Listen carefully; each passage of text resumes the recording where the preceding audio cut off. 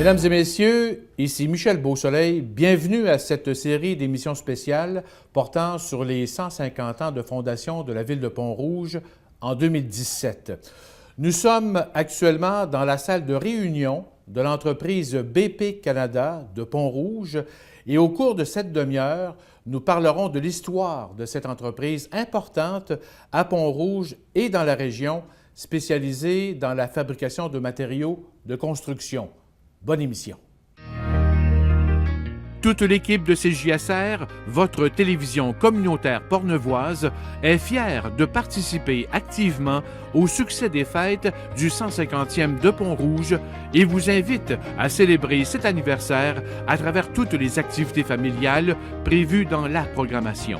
CJSR salue également tous les partenaires du 150e de Pont-Rouge et vous souhaite une année 2017 pleine de belles découvertes et d'histoires à partager. Pour nous parler de la compagnie Matériaux de construction BP Canada de Pont-Rouge, située sur la rue du Pont, nous accueillons le directeur général Simon-Pierre Fortin, ainsi que 3 ex-employés de l'usine, Émilien Tessier, Jean-Guy Jobin et Yvon Leclerc. Alors, bonjour, messieurs. Bonjour. Bonjour, M. Beausoleil. Peut-être tout d'abord, M. Fortin, quelle différence on doit faire entre EMCO et BP Canada? D'abord, vous allez me donner l'opportunité d'entrée de jeu de vous dire qu'au nom de BP Canada, on est extrêmement heureux de souligner le 150e anniversaire de la ville de Pont-Rouge. Ville dont le développement a été toujours, relié au développement de l'usine ici de BP Canada. En fait, dans l'histoire de BP, c'est en 1987 que BP a été acquis par EMCO, pour répondre à votre question. EMCO, qui est une entreprise, une grande entreprise qui œuvre dans le domaine essentiellement de la distribution de produits de plomberie. Donc, en 1987, elle a acheté, la propriété de BP Canada. Puis on va avoir le temps de discuter, de regarder un peu l'histoire derrière tout ça. Oui. Au fil des années, BP, Building Products of Canada, BP a retrouvé son entité entière et aujourd'hui, on porte le nom BP Canada ou Matériaux de construction BP Canada en français. Quelle est l'origine, en fait, de l'entreprise? En fait, BP a été constitué en société en 1925. Suite à la fusion de 2 entreprises, une grande entreprise américaine, Bird & Son, qui, elle, existait depuis 1795 et qui a construit, dans le tournant des années 1904-1905, au tout début du siècle, une usine de papier située ici, près de la rivière Jacques-Cartier, donc sur le site actuel, et la fusion donc avec une autre entreprise, la Ruber Rod, qui, elle, a construit une usine de papier à cette époque-là, quelques années plus tard, près de Port-Neuf, mais également une usine de couverture dans la région de Montréal. OK. Et au point de départ, c'était une usine de papier, mais est-ce qu'on construisait déjà des matériaux? Ou, Au départ, c'était une machine à papier principalement, et quelques années plus tard, en 1928 précisément, on a mis au point un panneau isolant à base de feutre. OK, c'était vraiment la spécialisation. C'était la spécialisation de l'époque. Okay. Évidemment, au fil du temps, il y a eu d'autres fusions qui se sont produites. Par exemple, l'usine qui existait de Ruber Rod à Port-Neuf, une usine à papier, a été fusionnée avec l'usine à papier de Pont-Rouge. En fait, les activités ont été déplacées de Port-Neuf à Pont-Rouge. Donc aujourd'hui, ça a été l'origine, si vous voulez, du grand groupe de BP ici à Pont-Rouge. Un peu plus tard, on a construit ce qu'on appelle aujourd'hui la machine à fibre de bois en 1956 précisément. On a agrandi énormément et on a construit la fameuse machine à fibre de bois. Machine qui aujourd'hui opère encore et qui nous permet de fabriquer des panneaux de fibre de bois tels qu'on les connaît aujourd'hui et qui sont vendus, ma foi, partout au Canada, aux États-Unis, de la Californie jusqu'en Floride et un peu du côté de l'exportation. Oui. Et le fait que ces gens-là ont choisi Pont-Rouge, c'était vraiment à la proximité de la rivière Jacques-Cartier.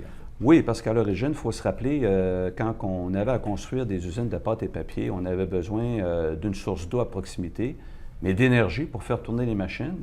Et c'était la façon de procéder. On construisait les machines en installant de grandes roues qui utilisaient le courant d'eau là, pour faire tourner les machines. Donc, c'était la façon de faire de l'époque. On pouvait compter combien d'employés au point de départ à peu près? Au plus loin que je peux retourner en arrière, autour des années 1930, on comptait environ 130 employés ici à Pont-Rouge, à l'usine. Ça a monté jusqu'à au-dessus de 300 employés là, au moment où on a démarré justement la nouvelle machine. Donc, dans les tournants de 56 à 1960, on est monté au-dessus de 300 employés. Aujourd'hui, évidemment, on a question de se mettre au goût du jour. On a investi énormément et mécanisé plusieurs opérations. Donc, aujourd'hui, ici à l'usine, on compte encore une bonne centaine d'employés, un peu plus, là, qui œuvrent au travers des opérations.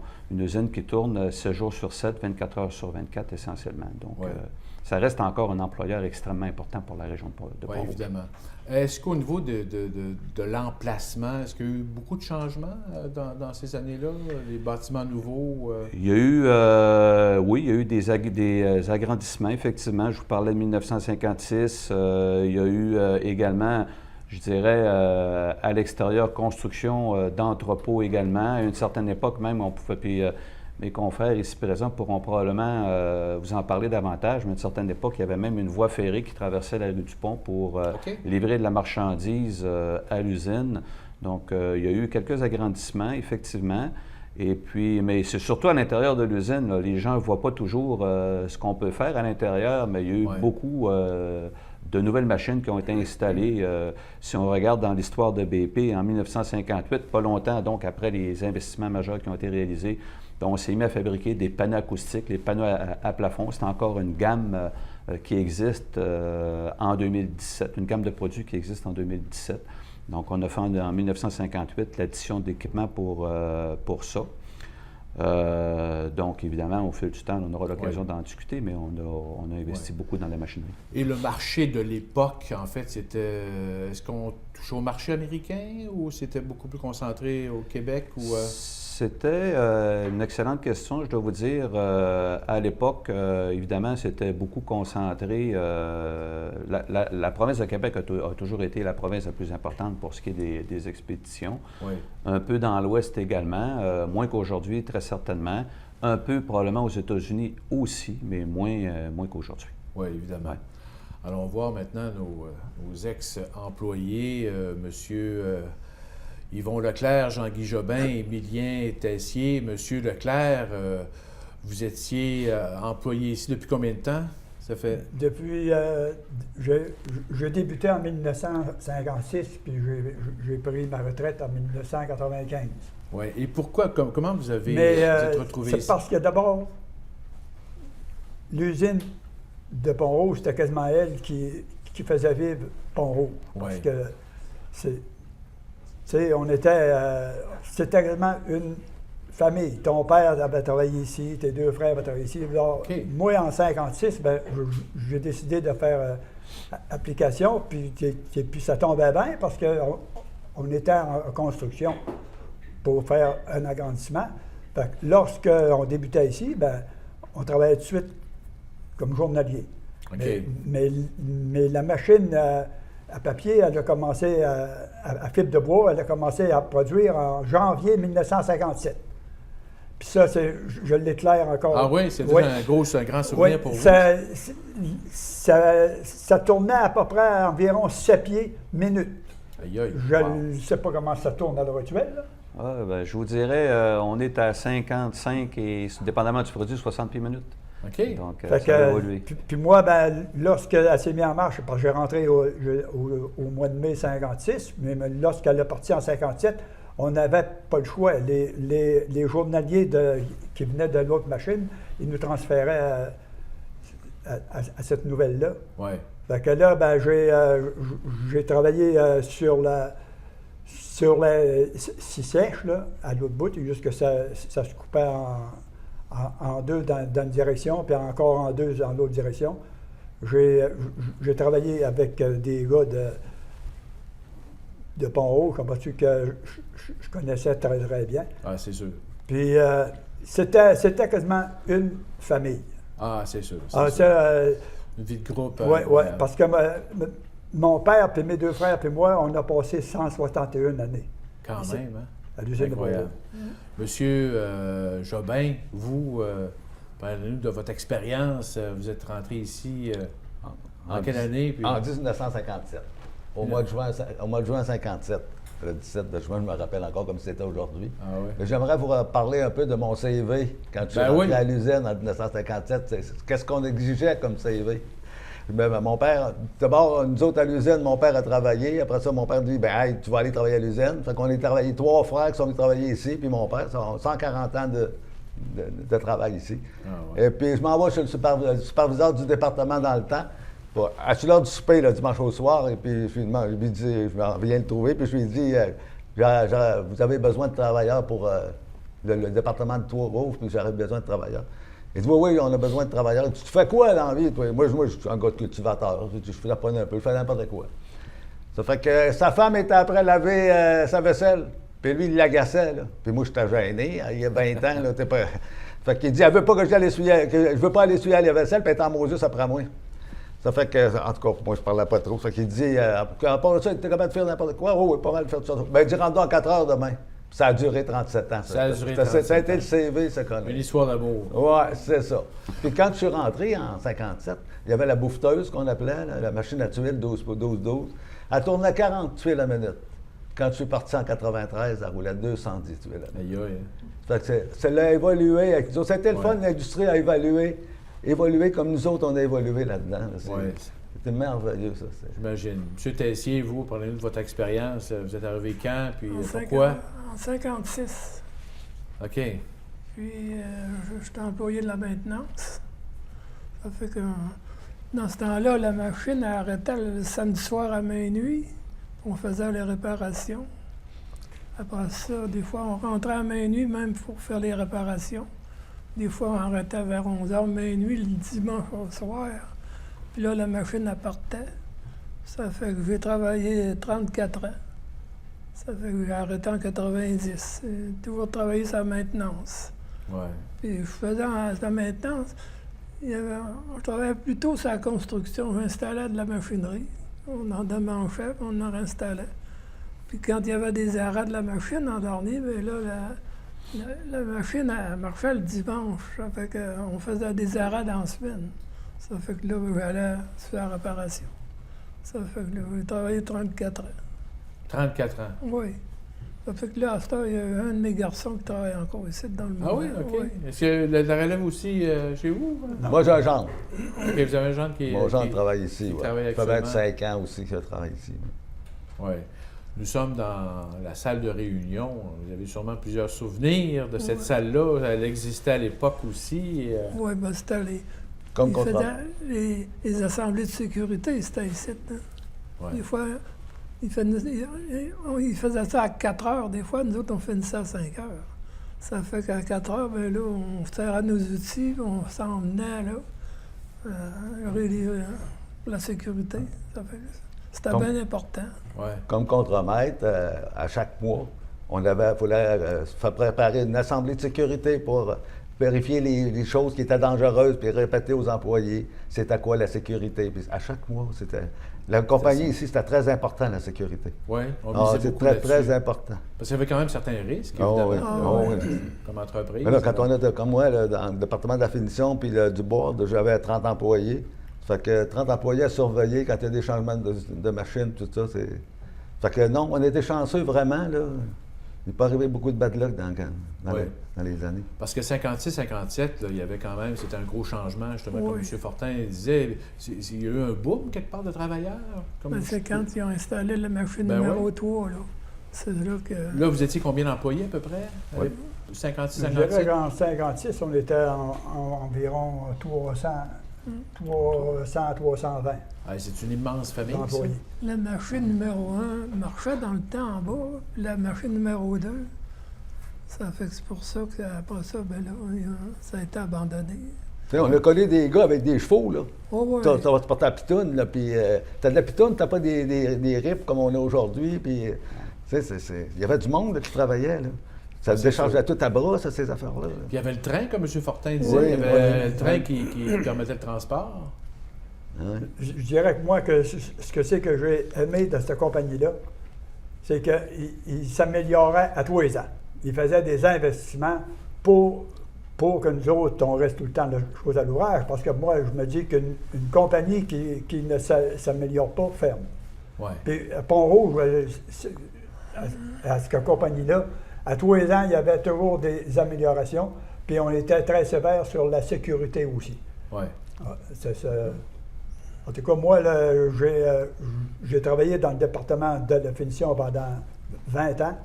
Ensuite de ça, là, je me suis allé au contrôle de la qualité pendant mes 19 autres années.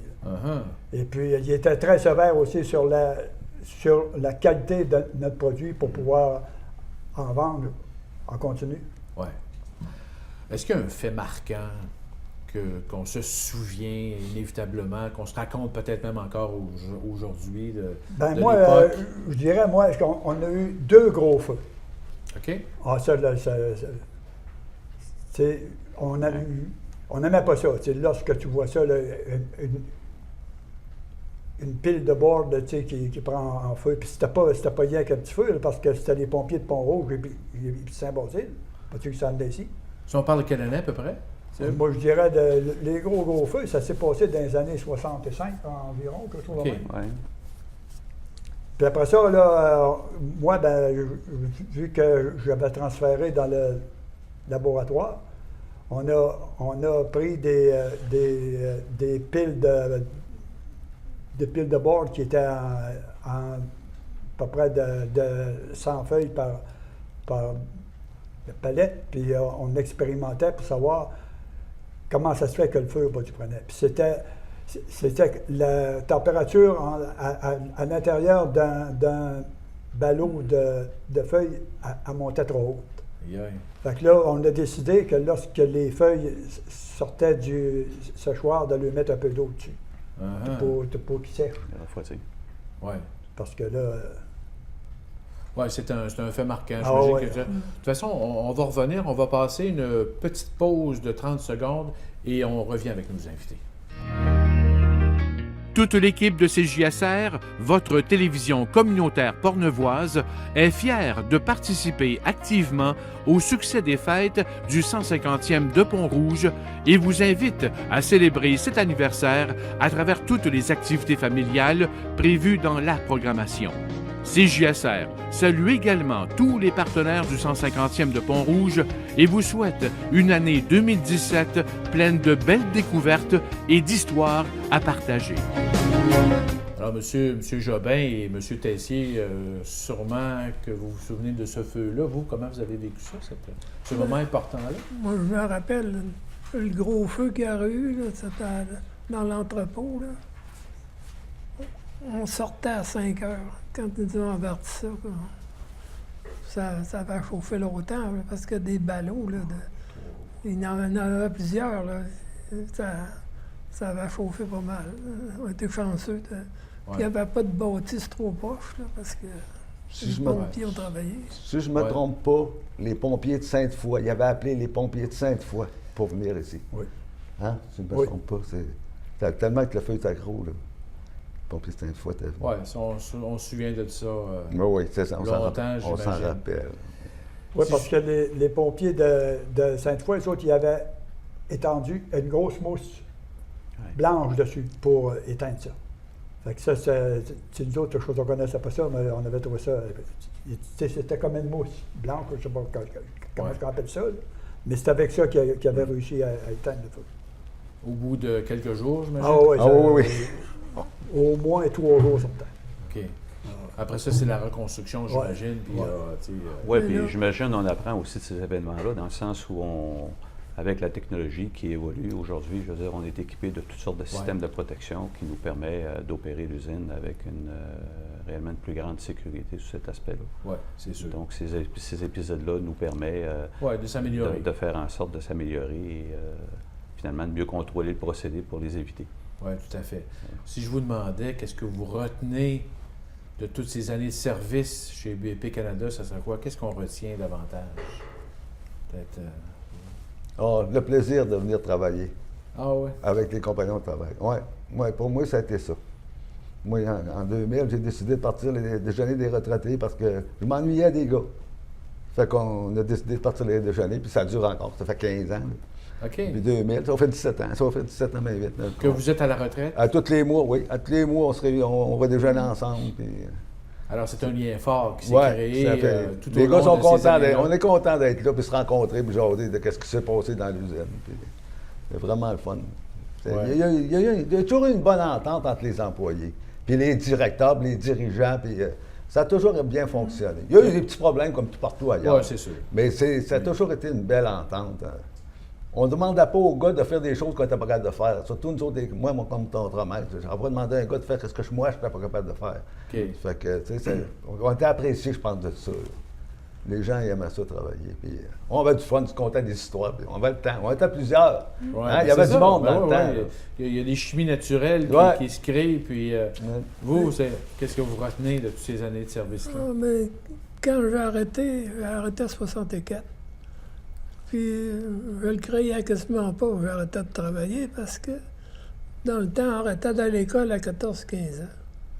Ça fait que j'ai arrêté en 64, puis ça fait 27 ans que je suis à ma retraite. Ça fait 27 ans que vous êtes à la retraite? J'en ai profité.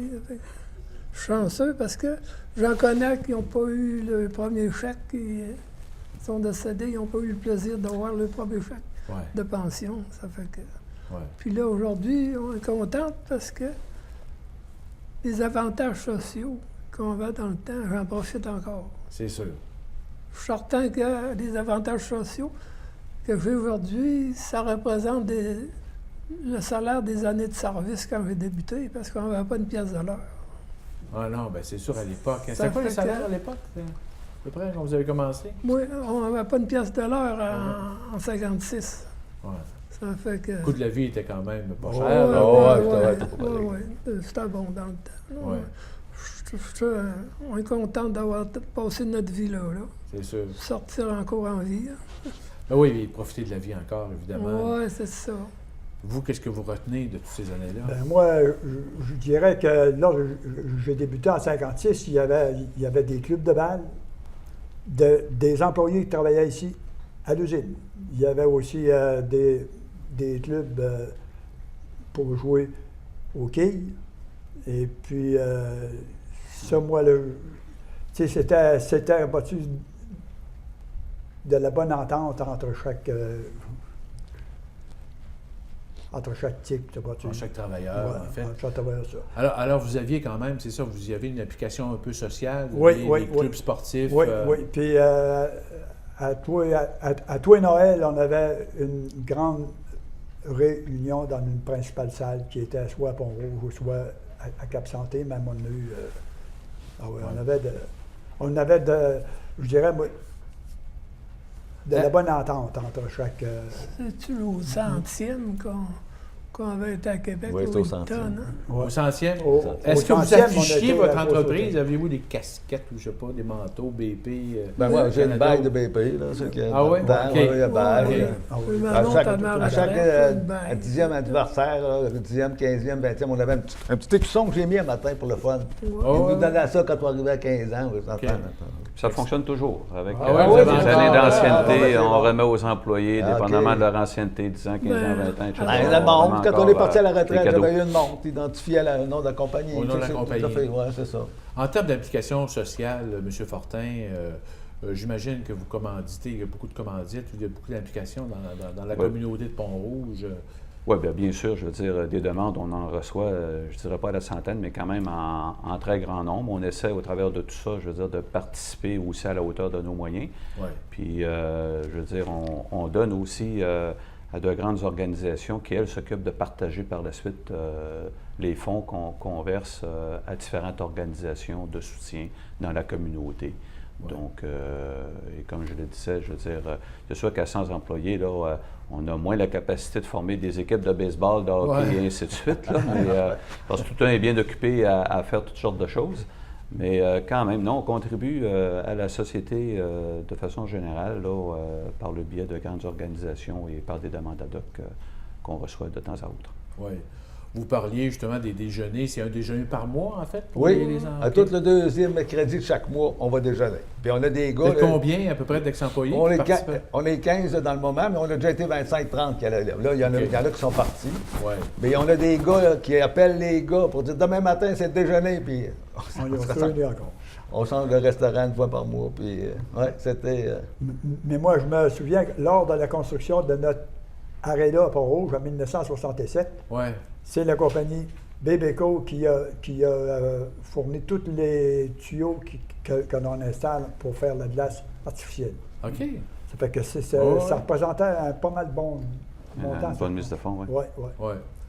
Même les employés avaient été donnés un coup de main pour les bandes. Oui. Là-dessus, on avait été donné un coup de main pour travailler pour faire le tourage des bandes, aider le contracteur. Oui. Le sentiment d'appartenance à l'entreprise a toujours été très fort. Et comment les gens de Pont-Rouge voyaient aussi l'entreprise.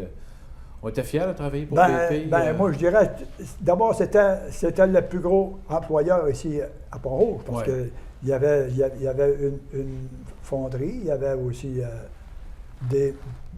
des shops pour les femmes, qui travaillaient dans des shops à Pont-Rouge. Puis il y avait aussi la fonderie La Roche. Puis après ça, il y avait aussi les machineries de Pont-Rouge qui étaient chez un moulin assis aussi en même temps. Mais ici, c'était le gros c'était BP Canada employeur qui était le plus gros employeur.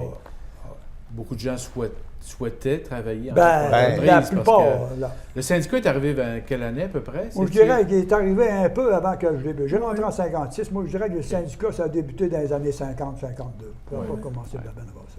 Tu sais, nos familles nous disaient, là, les jeunes, là, hey, votre place, c'est BP. Là. Pensez pas à d'autre chose, c'est la meilleure place. Vos parents vous ont dit ça. Puis nous autres, on a essayé d'envoyer nos enfants aussi, mais nos enfants se sont fait instruire un peu plus. Puis on fait, ça va être tout pareil. Là. Mais c'était... Il y a plusieurs familles qui ont travaillé ici. C'est sûr. Beaucoup de souvenirs. Le temps passe très rapidement. Monsieur Fortin, quelles sont les perspectives d'avenir de l'entreprise maintenant? Elles sont excellentes. BP, de par sa vision, là, est un fournisseur de choix. En fait, c'est ce qu'on vise à être. Donc, on vise toujours à être à l'avant de ce que requiert le marché. Puis évidemment, on se destine à l'enveloppe du bâtiment. Et nous, on est un fabricant de panneaux de fibre de bois. Je vous parlais des panneaux décoratifs. On a aussi des panneaux qui servent à la construction résidentielle avec des marques qui sont, dans certains cas, brevetées, telles qu'Enermax, Excel. On a été les premiers à mettre en marché un panneau avec un facteur d'isolation R4. On a sorti ça en 2009, alors que la norme a changé. La norme Novoclimat est arrivée sur le marché en 2012.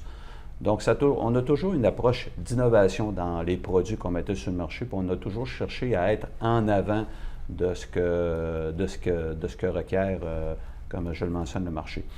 Donc, pour nous, je veux dire, l'avenir est plus que prometteur parce qu'on a encore cette démarche-là de toujours regarder où le marché s'en va, où sont les besoins du côté des consommateurs, des entrepreneurs et mettre en marché des panneaux qui répondent à ces besoins-là. Donc, une première chose. L'autre élément, c'est, je veux dire, une usine comme la nôtre, l'avenir passe aussi par des investissements. Mes confrères en parlaient, il y a eu dans le passé énormément d'investissements. On en a fait beaucoup au cours des 10 dernières années également. Et ça va se poursuivre là encore, aussi, oui, effectivement, il faut se mettre à l'affût de la technologie d'aujourd'hui. Et c'est ce qui permet aux entreprises qui ont ma foi, de l'âge, on parle de plus de 100 ans là, comme entreprise, de rester encore en production. Alors, M. Fortin, M. Leclerc, M. Jobin, M. Tessier, merci infiniment. Ça complète donc cette émission spéciale sur l'histoire de BP Canada de Pont-Rouge dans le cadre du 150e anniversaire de fondation de la municipalité. Alors, merci d'avoir été des nôtres. Bon 150e et à bientôt.